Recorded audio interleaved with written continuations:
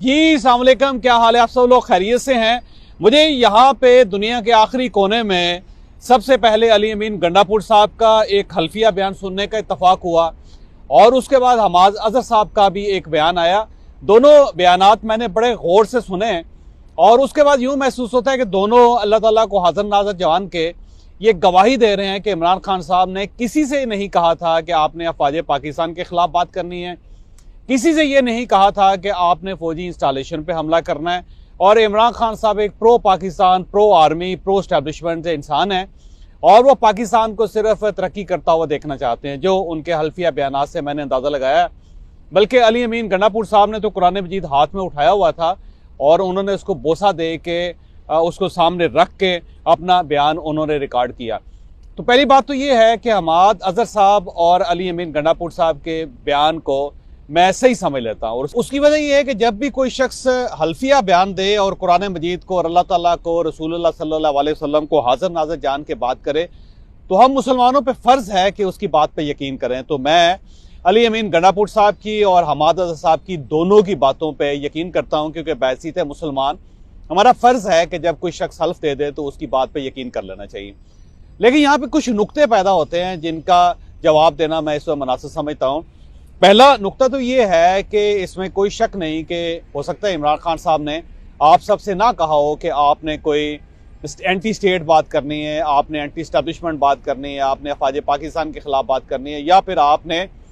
अफवाज पाकिस्तान की जो इंस्टॉलेशन है या शहीदों की आपने इंस्टॉलेशन उनके ऊपर हमला करना है। ये बात मैं मान लेता हूँ। लेकिन अब अगला सवाल एक और बड़ा दिलचस्प है। वो सवाल ये है कि फिर वो कौन से इमरान खान साहब थे जिन्होंने सबसे पहले गद्दारी का बयानिया पेश किया था, जिन्होंने सबसे पहले मीर जाफर और मीर सादक का बयानिया दिया था, जिन्होंने सबसे पहले अपनी हुकूमत गिराने की साजिश का अंदिया दिया था और उस साजिश में उन्होंने एस्टैब्लिशमेंट, उस वक्त की एस्टैब्लिशमेंट को मुर्द इल्ज़ाम ठहराया था। उन्होंने कहा था कि जनरल बाजवा ने ये सारा डिज़ाइन किया, बल्कि उनके बेतहाशा इंटरव्यूज मौजूद हैं और वो जलसों में भी जनरल बाजवा का नाम ले लेके कहते रहे कि इस सारी साजिश के पीछे जनरल बाजवा साहब है। अब जनरल बाजवा साहब एक अकेले आदमी तो है नहीं, वो एक पूरी एस्टैब्लिशमेंट है और आर्मी चीफ के नीचे पूरी फौज काम करती है। ज़ाहिर DGISI भी उनके नीचे काम करता है, DGC भी उनके नीचे काम करता है,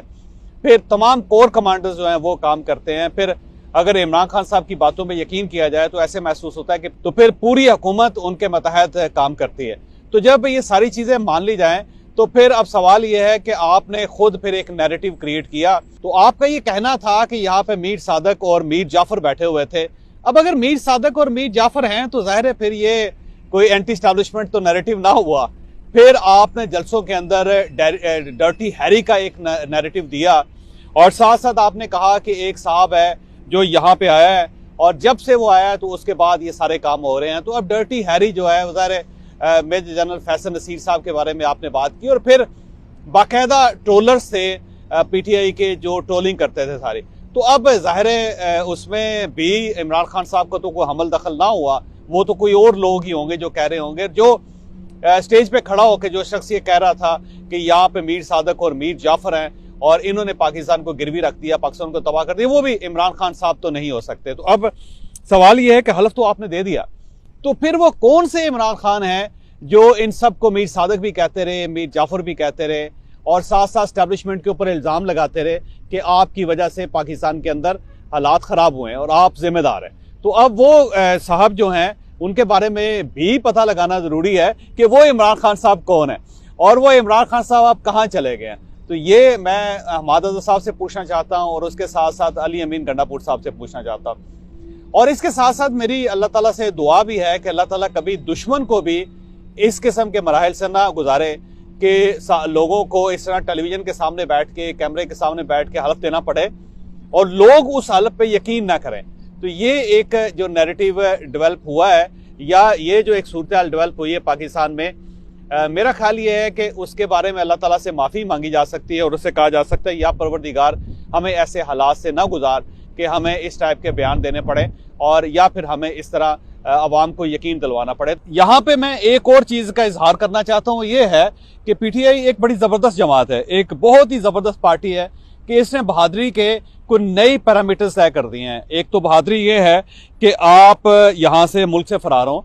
अमेरिका में जाके बैठ जाएं और वहां पे बैठ के आप पाकिस्तानी अवाम से खिताब करें रोजाना और उनको बताएं कि आपने पाकिस्तान के अंदर करना क्या है और इमरान खान साहब के साथ कितनी ज्यादती हो रही है, कितना जुल्म हो रहा है। तो एक तो बहादुरी का जो पैरामीटर है वो ये है कि आपको पाकिस्तान में नहीं होना चाहिए, आपको यहां से बाहर निकल जाना चाहिए और बाहर बैठ के आपको पाकिस्तान के बारे में वो सारे सच बोलने चाहिए जो पाकिस्तान के अंदर जाहिर है ना आपकी औकात थी और ना ही आपके अंदर एबिलिटी थी और ना ही अल्लाह ताला ने आपको इस्तिताअत दी थे, वो आप यहां बैठ के ना करें। और शहबाज गिल साहब का मैं नाम लूंगा कि क्या बहादुर इंसान है ये, मैं उनके व्लॉग्स देखता रहता हूं और मेरे साथ को खासी शफकत वो फरमाते हैं। तो मैं समझता हूँ शहबाज गिल जैसा बहादुर इंसान शायद ही पाकिस्तान के अंदर हो और लोगों को अगर सच बोलना है तो उन्हें शहबाज गिल की पैरवी करनी चाहिए, क्योंकि शहबाज गिल साहब जब पाकिस्तान के अंदर थे तो हमने उनको अदालतों में देखा, हमने उनको अस्पताल के अंदर देखा। फिर इमरान खान साहब कभी ज्यादती को आगे ले जाते थे, कभी ज्यादती को पीछे ले जाते थे। वो सारी सूरत हाल भी हमने पाकिस्तान के अंदर देखी शहबाज गिल साहब की, और जितनी बहादुरी का मुजाहरा उन्होंने पाकिस्तान में किया था वो तो खैर पूरी पाकिस्तानी अवाम देख चुकी है। लेकिन यहां से फिर वो अमेरिका चले गए और वहां पे बैठ के वो कारकुनों से खिताब करते हैं, पाकिस्तानी अवाम से खिताब करते हैं और फिर एस्टैब्लिशमेंट से खिताब करते हैं, फिर मीडिया से खिताब करते हैं, सबको ये बताते हैं कि आपको क्या करना चाहिए और पाकिस्तान की हकीकी आज़ादी जो है कैसे हासिल होगी, यानी अमेरिका में बैठ के हासिल होगी शहबाज गिल साहब के बकौल। और दूसरे जो बहादुर लोग हैं वो ये हैं कि वो फरार होते हैं, जेर ज़मीन चले जाते हैं, जैसे अली अमीन गंडापुर साहब और हमाद अज़हर साहब इस वक्त जेर ज़मीन है, वो गायब है और वो अंदर बैठ के छुप के सच बोलना शुरू कर देते हैं और बड़ी बहादुरी का मुजाहरा करते हैं, कमाल उनके ख्यालात होते हैं, बल्कि कुरान मजीद हाथ में उठा के गवाही तक दे देते हैं। लेकिन फिर अचानक वो गिरफ्तार हो जाते हैं, कहीं ना कहीं से, कोई कराची से गिरफ्तार हो जाता है, कोई गवादर से गिरफ्तार हो जाता है, कोई इस्लामाबाद से गिरफ्तार हो जाता है, कोई लाहौर से गिरफ्तार हो जाता है। और जब वो गिरफ्तार होते हैं तो फिर एक आध हफ्ते से ज्यादा वो नहीं लगाते, रजिस्ट नहीं करते, बस एक आध हफ्ता होता है उनके पास और उस एक आध हफ्ते के बाद वो मीडिया के सामने पेश होते हैं और वो सियासत से और पार्टी दोनों से तायब हो जाते हैं और इमरान खान साहब अपने लीडर जो हैं उनके खिलाफ वो गवाही दे के और अपने घर चले जाते हैं। यानी बहादुरी का जो दूसरा पैरामीटर है वो ये है कि आप कहीं खुफिया जगह पे छुप जाएं और वहां पे बैठ के आप अलमे जहाद बुलंद करें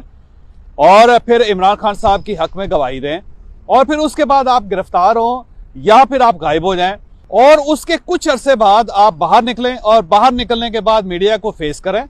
और या फिर आप उस्मान डार साहब की तरह एक इंटरव्यू दें या सदाकत अब्बासी साहब की तरह इंटरव्यू दें और उस इंटरव्यू में डिक्लेयर करें कि इस सारी सूरत हाल के जिम्मेदार इमरान खान साहब हैं और 9 मई और 10 मई उनको डिजाइन उन्होंने किया था और वो इसके जिम्मेदार हैं और उसके बाद आप घर चले जाएं। तो दूसरा जो पैरामीटर पीटीआई ने बहादुरी का कायम किया वो ये है कि खुफिया जगहों पे बैठें और उसके बाद फिर आप गिरफ्तार हो और फिर गिरफ्तार होने के बाद आप मीडिया के सामने पेश हो और मीडिया के सामने पेश हो के आप वो सच बोलें जो आप उससे पहले नहीं बोलते रहे। तो ये एक दूसरा पैरामीटर है इनकी बहादुरी का, जो जिसमें मैं बड़ा हैरान हूं कि इतनी तगड़ी पार्टी है कि जो कुछ कहना चाहती है वो मुल्क से बाहर जाके कहती है और इतनी तगड़ी पार्टी है कि जो कुछ ये हल्फिया बयान भी देना चाहते हैं खुफिया जगह से देते हैं और फिर ये इतनी तगड़ी पार्टी है कि जब इन लोगों को गिरफ्तार किया जाता है तो एक हफ्ता नहीं निकालते, हफ्ते के बाद ये उस्मान डार साहब की तरह एंकर के पास जाके इंटरव्यू देते हैं या सदाकत अली अब्बासी साहब की तरह जाके इंटरव्यू देते हैं और उसके बाद घर चले जाते हैं और उस इंटरव्यू में वो इंकशाफात करते हैं जिनकी इनसे तवक्को नहीं होते। तो मैं ये समझता हूं कि इतनी तगड़ी पार्टी, इतनी शानदार पार्टी है कि इसको दाद देनी चाहिए, इसको सलाम पेश करना चाहिए। इसके अंदर शहबाज गिल साहब जैसे बहादुर लोग हैं, इसके अंदर असद उमर साहब जैसे बहादुर लोग हैं, इसके अंदर